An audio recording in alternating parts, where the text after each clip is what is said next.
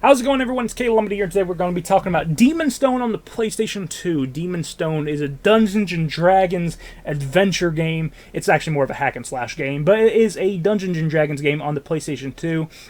And it's a lot of fun. This was kind of a blind buy for me. I'm going through and I'm picking up a lot of the old Dungeons & Dragons games because I want to own them physically. And this was on the list of games that I wanted to play. And I have to say, I really enjoyed this game. It really captures the feeling of Dungeons & Dragons with the environment and the characters and everything, the different races that you see in this game. Everything about this game looks really good, and even for the old graphics and stuff, the design of everything just looks really good. And I just like the story a lot in this game too. You know, you have these three adventurers who are all kind of loners, but they all have to come together because they all have one thing in common now. They accidentally caused the release of two very powerful villains, and now they need to put them back and basically stop them from destroying things that they each individually love. So you got these three loners coming together on a big adventure. That just feels like Dungeons & Dragons right there, you know. And I love the story here. You know, you get this big demon stone that basically releases two of these evil villains. One that is a Yankee warlord, and she's just wants to control Faerun. And then you have a Slod Lord, and he is just completely evil as well, and he's actually voiced by Michael Clark Duncan, which is awesome. The voice acting in this game is phenomenal. Patrick Stewart is also in this game. Like, those are some big names for a Dungeons & Dragons video game, and they just adds the epicness of the story and of this feeling and everything.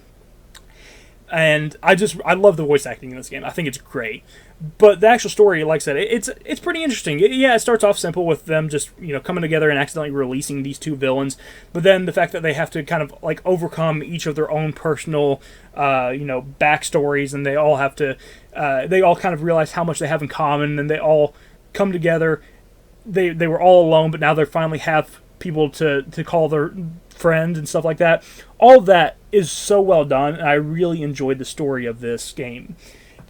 And the actual character designs are really good as well. One of the characters is a half drow, and I won't say what the other half is because I don't want to spoil the game, because it's actually kind of interesting with her story as well. But one character is a half drow, so you kind of get her backstory of how, like, hey, people hated her because she was, you know, drow, and people hate the drow because they're known as like a vicious race of people or whatever.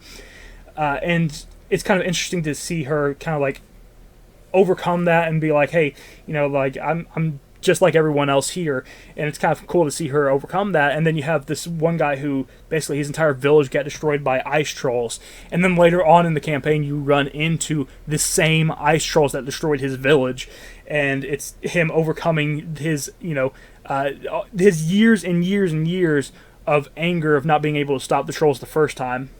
And then you have the sorcerer, who basically just left his family. The sorcerer's backstory, honestly, I didn't pay too much attention to. I wasn't a huge fan of the sorcerer. You know, he was just, I just didn't care much about him. But honestly, the other two characters were more than enough to make up for the sorcerer. The actual gameplay plays very well. Like I said, it's a hack and slash game, but each character feels very unique with what they can do. The fighter is very much a heavy hitter. He does a lot of damage in just a few hits, and he has a special move where he'll just swing his sword around. If you get him powered up all the way, he'll swing his sword around and knock down a bunch of enemies at once.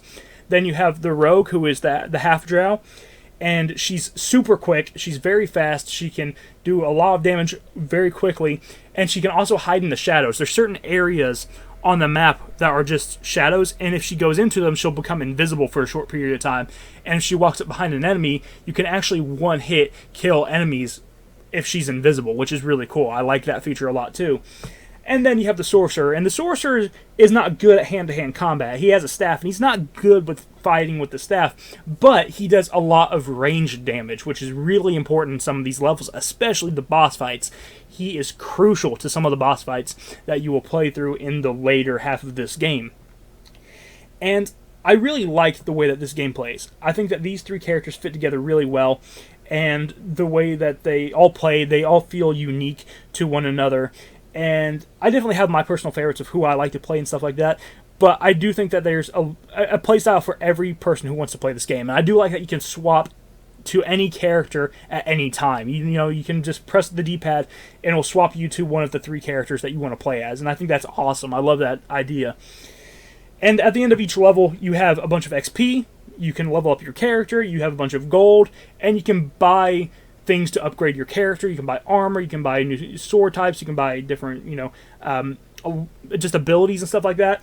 And it is a little bit overwhelming at first when you first see it. However, one thing I like is that it has an auto-buy feature, so you never actually have to worry about wondering, oh no, what am I supposed to get next? What should I buy next? You can always just click auto-buy, and it will buy the things that you need.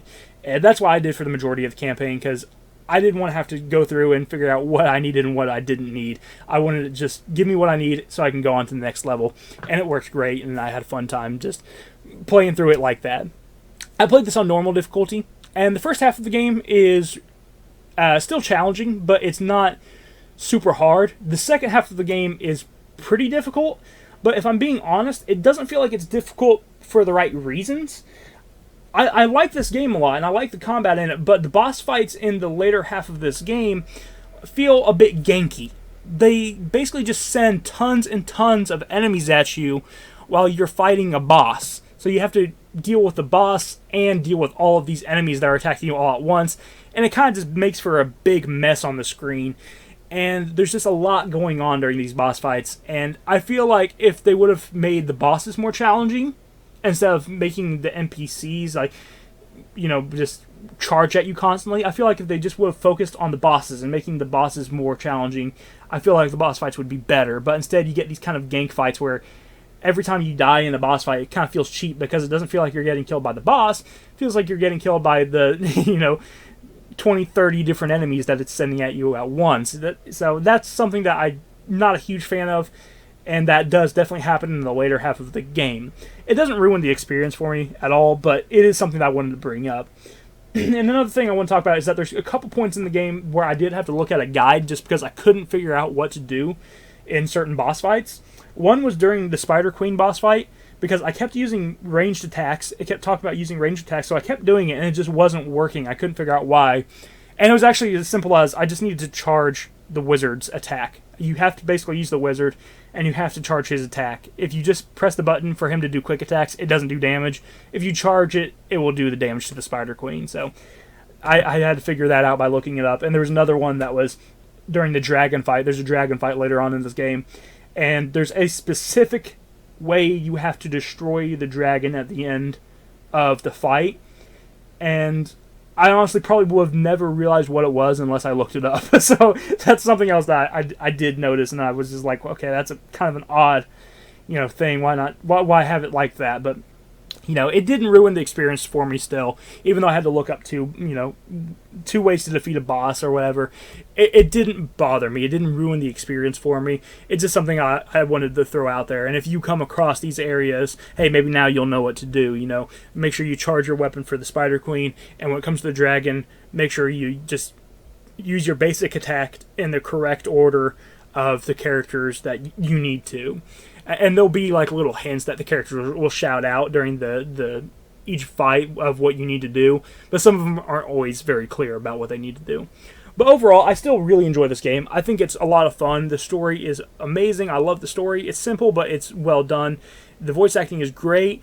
It has a ending that I think is really good, and it's something that you don't really get with a lot of modern games. So I feel like good endings are hard to come by these days. So it has a really good ending, and I really enjoyed it. And overall, it's just a really fun experience, minus a few missteps with the boss fights. And it does have some slowdown because of how many enemies are popping up on screen at once. But I don't think that it's enough to make me be like, oh, don't get this game. Like, this is a fun game, and I'm glad to own it, especially as a Dungeons & Dragons fan.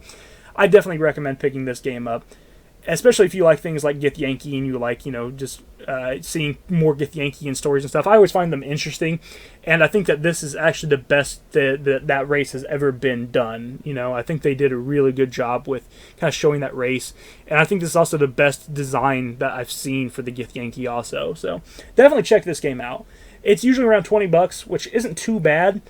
And I think for $20, I think it's worth it, honestly. It's a fun game, and you'll definitely get quite a few hours out of it. I played it in, I think I completed in about 8 hours. So it doesn't overstay its welcome either. It's like a good 8-hour campaign. That's kind of where I like my campaigns to be at. So I like this game. I think it's good. For 20 bucks, pick it up. Why not?